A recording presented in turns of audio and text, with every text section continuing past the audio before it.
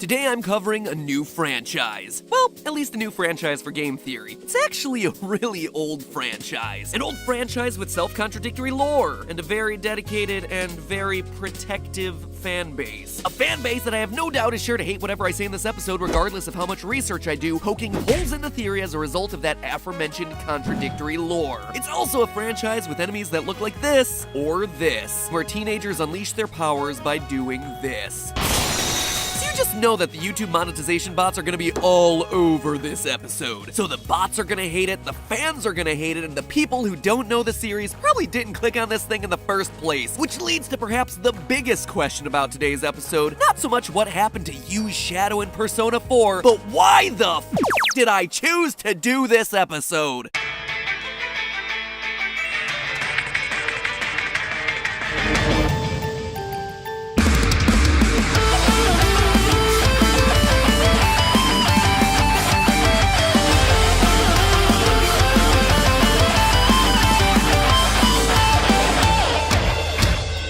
Hello Internet, welcome to Game Theory, subtitle Glutton for Punishment. And the flagellation stick I'm beating myself with today is none other than Persona, part of the Megami Tensei franchise. A franchise that's one of the longest running in gaming history, but also one that's been coasting under most players' radars for that same amount of time. Or at least it was until the critical acclaim for Persona 5 last year, which put a big ol' spotlight on this mainstay of the JRPG scene, getting Persona 5 from Atlas mentioned in the same breath as Normie-approved giants of gaming like Zelda Breath of the Wild and Mario Odyssey. Now, for those of you who haven't played it, know that it is absolutely a worthy contender for Game of the Year, and absolutely worth the 100 hours or so it's going to take to get through all the dungeon grinding, heart stealing, and social link building. But today, I wanted to rewind it back, all the way back a decade, to 2008. Yeah, 2008 was a decade ago. To dive deep into its equally worthy predecessor, Persona 4, in an attempt to expose the shadowy mystery lurking behind its very cute and most unbearably adorable fluffball, Teddy. Now, a bit of a recap for those of you who haven't played Persona 4, or honestly, those of you who've forgotten all the details because, like I said, it has been a decade. Sorry, I don't mean to rub it in or anything. Time affects me too, you know. Oh boy, do I ever know. Oh, and inevitably this video gets into spoiler territory, so final warning if you are planning to play this game but somehow hadn't managed to get around to it sometime in the past 10 years. To you guys, I only have 4 words to say. Spoiler alert and time management. Alright, so the story of Persona 4 revolves around our main character, who we learn is named Yu Narukami from the anime and spin-offs, and a group of high school misfits as they try to stop a serial murderer, who, as you can see, has got some designs to die for. To solve the murders, Yu and the Scooby Gang, who I henceforth deem the Scooby Gang, discover something called the Midnight Channel, a Japanified version of Adult Swim that shows kidnapped victims live and on your screen 12 o'clock Japanese time, 8 o'clock a.m. Pacific, 9 o'clock Mountain and Central. Hoping to save victims that they see on the Midnight Channel, the Scooby Gang head over to their local department store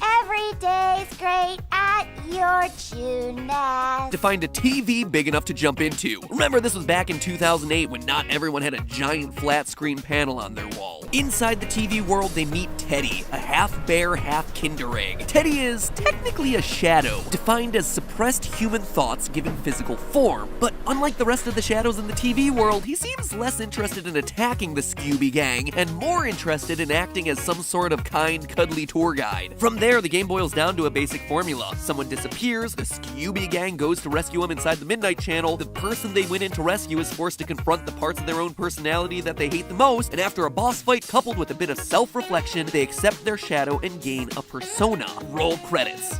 And just so we're clear, a persona is just like a shadow. It's a manifestation of a person's inner thoughts, but a persona is actually tamed and trained. It's kinda like a mask for someone to use to face hardships, and from a gameplay standpoint, it can be called upon in battle to unleash magic powers. Now, all the main characters in the game go through this process, and I do mean everyone. Even Teddy, who we learned through his social link was himself a shadow when all of this started. I was just a shadow in that world. He eventually faces a shadow version of himself and gains a persona of his own. Everyone goes through this process. Everyone except for the fearless leader of the group, you. Y-U, not Y-O-U, although it is you playing as you, so you could also apply in that sentence. Sure, you gets himself a persona. In fact, he gets his first, but his just shows up right before the tutorial fight where he battles some generic enemies. He just hears a voice telling him to call forth what is within. And he gets his persona without ever having to fight a stupid-looking boss. Throughout the entirety of the game, we never actually meet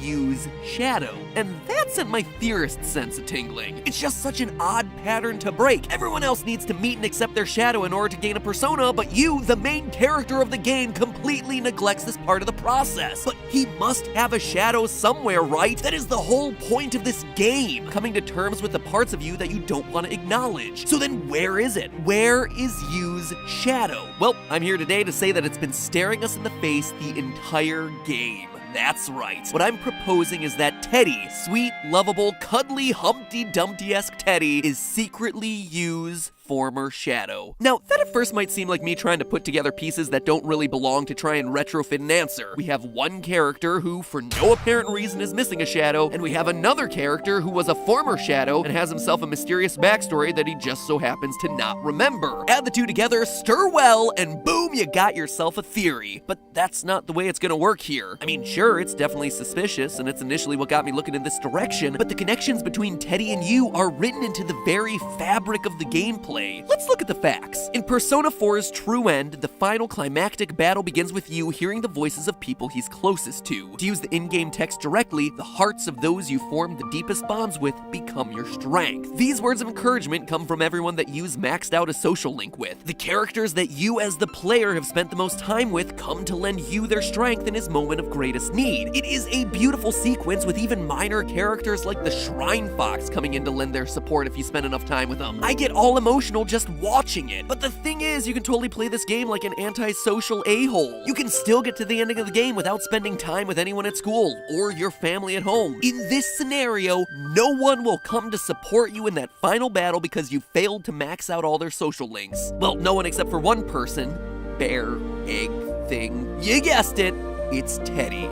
Yes! Even if you intentionally play the game like a jerk, becoming the king of turds to rule over all Turdville, Teddy's social link will always be maxed out by the end of the game. You, as you, can reject everyone. Everyone except for Teddy. It is impossible to become the world's savior without Teddy's support. The game literally won't allow it to happen. There is no separating the two. As Tom Cruise said, You complete me. Almost like a shadow and its owner. But that's not all. One part of the game that often goes overlooked is the Velvet Room, a place that exists between consciousness and subconsciousness, where Yu meets the creepy-looking Igor and his assistant Elizabeth to do things like fuse personas and get long-winded lectures about the game's themes. During our first visit to this shagadelic ride, we learned that it's a place that's only accessible to those who've received a special invitation. Quote from the game, Only those who are bound by a contract may enter. And in Persona 4, the only people able to enter this room throughout the entirety of the game are you, Igor, and Igor's assistant. We never once see anyone else enter the Velvet Room. No one, at least, except for Teddy. He seems to just stumble into it, almost as if completely by accident. And there, he and you just sit around and have a conversation. Now remember, Teddy is a being who started off as a shadow and seems to have no real history before humans entered the TV realm. He has